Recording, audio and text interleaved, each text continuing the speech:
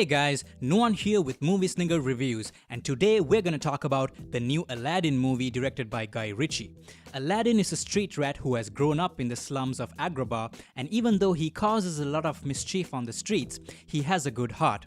The evil vizier Jafar is plotting to take over the kingdom from the Sultan. He tempts Aladdin to find a magic lamp hidden in the Cave of Wonders, and in exchange, he would make Aladdin rich in order to win the heart of Princess Jasmine. Aladdin finds the lamp which contains a genie that can grant 3 wishes, so it's up to Aladdin to figure out how to use this newfound power to impress the girl and stop the vizier's diabolical plans. The story sticks very closely to the original with a few changes that I really enjoyed. There's new dialogue they added to flesh out the characters more. Don't worry, they don't go into heavy exposition, and it's actually done in a very efficient manner. For example, when Aladdin takes Jasmine to his home, the conversation turns to Jasmine's mother, which hints at the kind of person Jasmine wants to be.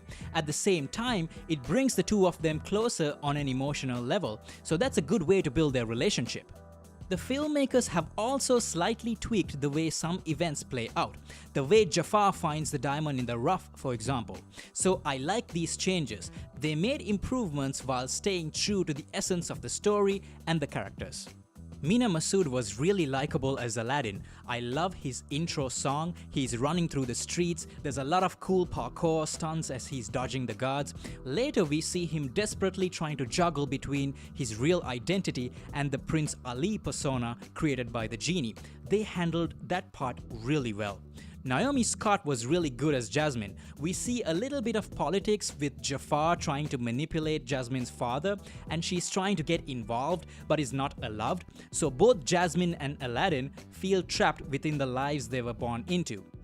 The chemistry between Aladdin and Jasmine was perfect. I'd say it was even better than the animated movie. I actually cared more about them here. There's also a lot of incredibly hilarious moments with Aladdin trying to impress Jasmine. There's one dance sequence at the party and also Prince Ali's introduction scene. The dialogue in this movie is not as fast as the usual Guy Ritchie stuff, but that scene reminded me of who the director was. I can't remember the last time I laughed so hard. Will Smith was a great choice to play the Genie. He was probably the only choice to play the Genie following the iconic performance by Robin Williams.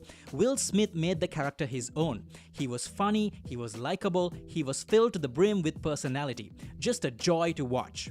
I was worried about the CGI on the Genie, and it doesn't always look perfect, but the minute he breaks into Friend Like Me, you're gonna have so much fun. All those CGI problems will vanish like pixie dust. The filmmakers have humanized the Genie so that he has his own motivations. It also helps us understand why he likes Aladdin. I like how surprised the Genie was to find Aladdin. He's used to serving greedy, power-hungry people like Jafar, but Aladdin is different. I like how they build up this friendship, and they're so much fun together.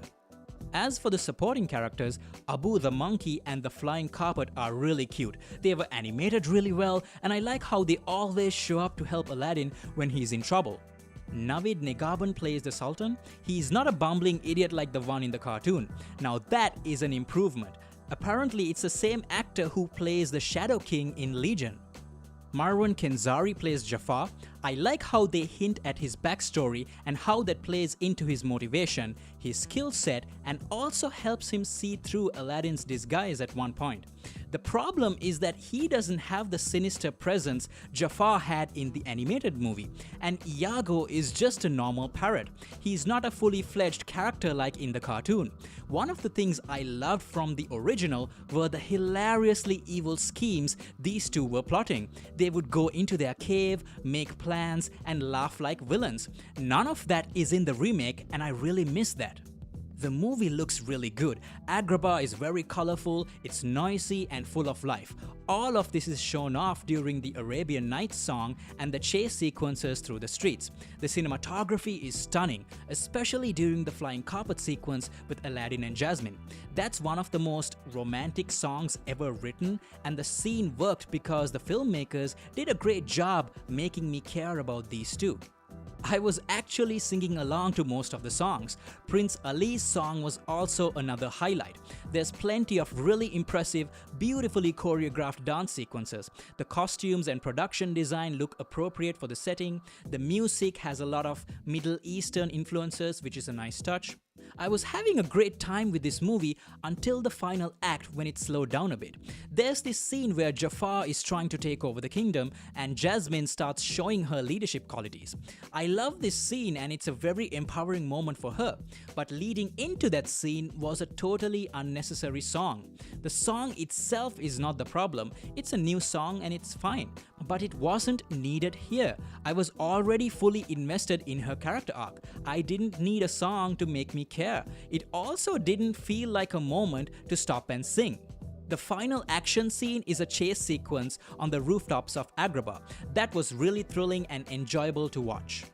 Conclusion: I like the story and I welcome the changes they made. I love the supporting characters and I think most of them lived up to the standards of the original, and in the case of Aladdin and Jasmine, actually surpassed it. Jafar and Iago were not bad, but not as fun as I wanted them to be. I love Will Smith as the Genie. It was absolutely delightful to watch him go into Genie mode and zoom around.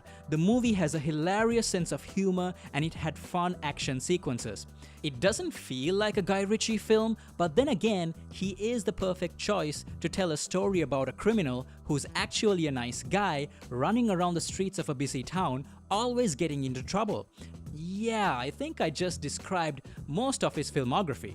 The only scene I didn't like was the song during the final act, but I loved all the other singing and dancing scenes.